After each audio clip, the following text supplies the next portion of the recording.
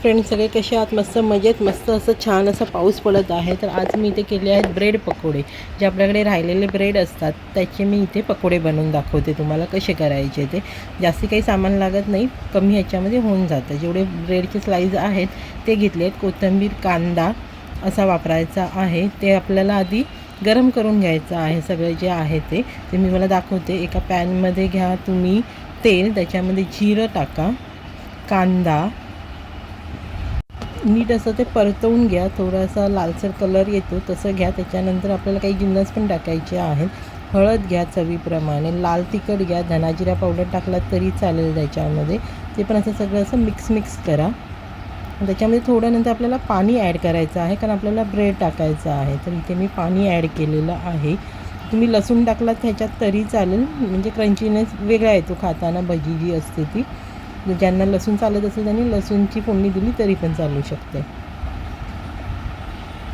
थोडं पाण्याला उकळी येईल तिथपर्यंत आपण हे ब्रेडचे छोटे छोटे तुकडे करून घ्यायचे. तुम्ही सीझरने कट करून घ्या किंवा सुरीने कापून घ्या, कसंही चालेल. इथे मी नॉर्मल असे करते आहे. तुकडे तुकडे करून त्याच्यामध्ये टाकायचे आहे आणि थोडं ते शिजवून घ्यायचं आहे.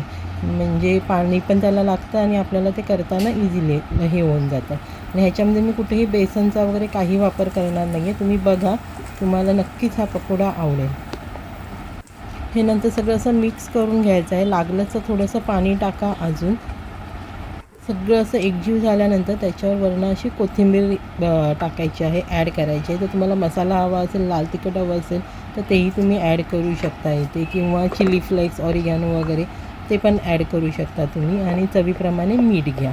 सगळं असं एकत्र करून एका प्लेटमध्ये काढून थंड करायला ठेवायचं आहे. आणि त्याच्यामध्ये मी इथे तांदळाचं पीठ वापरलेलं आहे, चण्याचं पीठ वापरलेलं नाही आहे किंवा कोणता सोडाही वापरलेला नाही आहे. तांदळाच्या पिठाने थोडा क्रंचीनेस येतो, त्याच्यामुळे मी तांदळाचं पीठ वापरलं आहे इथे. भरपूर अशी कोथिंबीर ॲड करा त्याच्यामध्ये, जशी तुम्हाला आवडते त्याप्रमाणे घ्या. भरपूर टाकलात तरी पण खूप चांगली लागते ती, चवीला अप्रतिम असते. आणि हे नंतर सगळं थंड करायला एका प्लेटमध्ये ठेवायचं. आणि मग तुम्हाला सांगते पुढे काय काय करायचं ते. व्हिडिओ पूर्ण बघा, नक्कीच तुम्ही करून बघा. आता ह्या पावसामध्ये पटकन असा होणारा पदार्थ आहे हा. इथे हे आपल्याला थोडं थंड करायला ठेवायचं आहे. तुम्ही याचे आपले कटलेट केलात तरी पण चालू शकतात, तसंही तुम्हाला करता येईल हे. पण हे मी इथे भजीप्रमाणे पकोडे करणार आहे. तर हे थंड झाल्यानंतर एका भांड्यामध्ये तेल घ्यायचं आहे. ते चांगलं तापलं की अशा प्रकारे सोडायचं आहे. एक एक करून पकोडा तळायला घ्यायचा आहे. आणि टॅमॅटो केचप किंवा चटणीबरोबर तुम्ही ते खाऊ शकता.